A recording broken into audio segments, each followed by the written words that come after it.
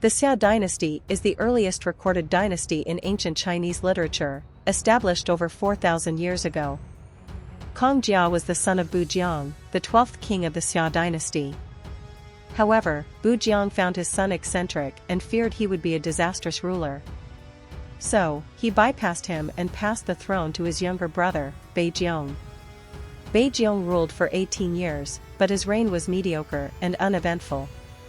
After his death, the throne passed to his son, Qin.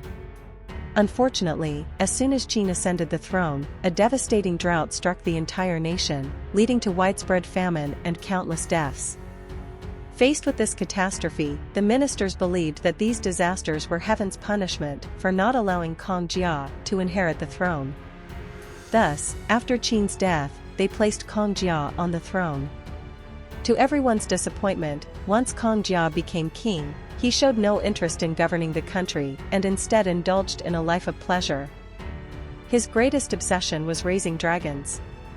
One day, a pair of divine dragons, one male and one female, descended from the heavens. The entire kingdom erupted in excitement. Kong Jia was ecstatic. He personally rushed to the site, and upon seeing the dragon's majestic presence, he couldn't help but shout with excitement.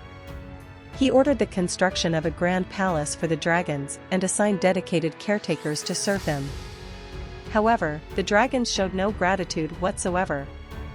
Kong Jia's attendants offered them the finest delicacies, but they refused to eat. Even when they switched to grains, the dragons remained indifferent.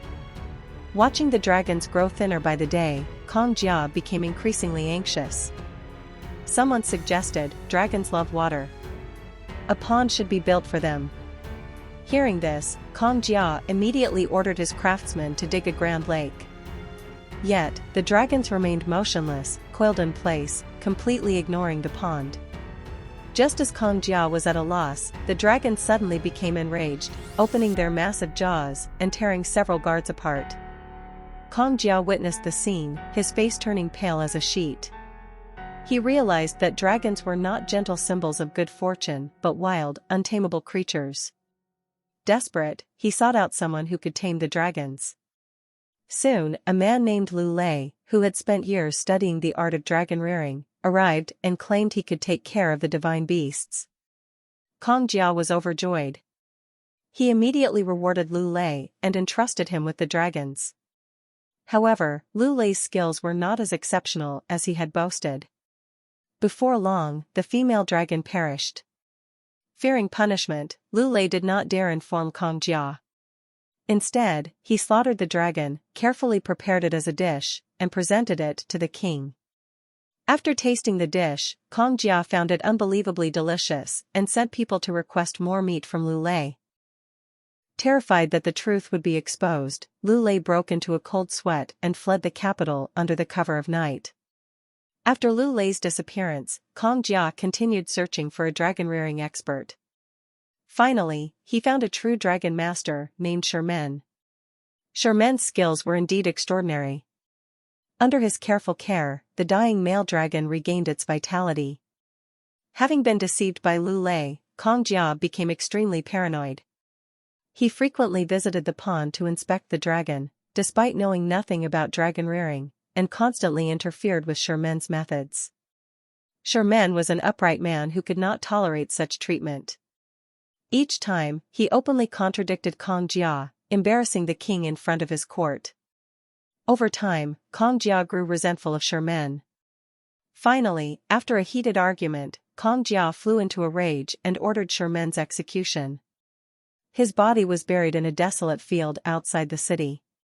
The night after Sherman's death, the skies changed dramatically, thunder roared, lightning flashed, and the forests outside the city mysteriously caught fire, burning uncontrollably. Upon witnessing this eerie sight, Kong Jia was terrified, believing that Sherman's vengeful spirit had returned to claim his life. In a panic, he led his ministers outside the city to perform a sacrificial ritual, kneeling and bowing repeatedly, begging for forgiveness. After the ritual was completed, he climbed into his carriage, trembling with fear, ready to return to the palace. However, as the carriage traveled halfway, Kong Jia suddenly convulsed, foaming at the mouth, and collapsed lifeless onto the ground. Thus, the once mighty ruler of the Xia dynasty died inexplicably on the road. Some say it was the divine dragon's revenge, that heaven struck him down with a thunderbolt. Others believe it was Sherman's restless spirit, returning to drag Kong Jia's soul into the abyss. Yet, historical records remain vague, leaving behind only a lingering mystery, shrouded in uncertainty.